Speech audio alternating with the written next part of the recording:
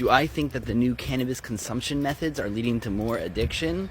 Abso-fucking-lutely I do. I'm Lex Pelger. I do Canna education for CV Sciences, the makers of Plus CBD. On the cannabinoids, ask me anything. So I've seen this trend personally because when I first started covering cannabis, 15 years ago, traveling through California and Colorado, I saw dabbing for the first time.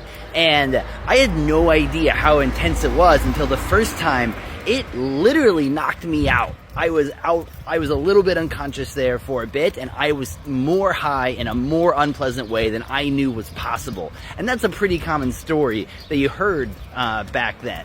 And so, yes, THC has gotten more potent over the last couple of decades, but that's not the important thing. It's that it's so much easier to get huge amounts into your lungs. And so it's very similar to drinking some beers or being able to drink Everclear and just pound back very quickly a huge amount of the intoxicant that you're taking.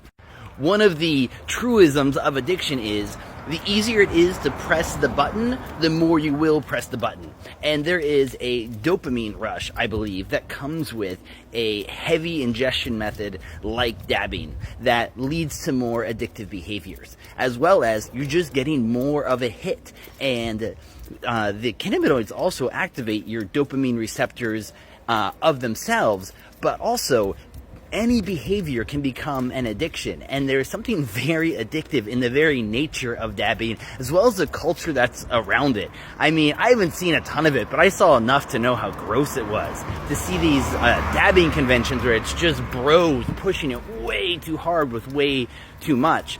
And it was also the first time that I saw the dabbers cough, and it was quite striking how badly you could hear the lungs of people who had been dabbing a lot, and all the negative stories you heard from dabbers, knowing that this wasn't good for them.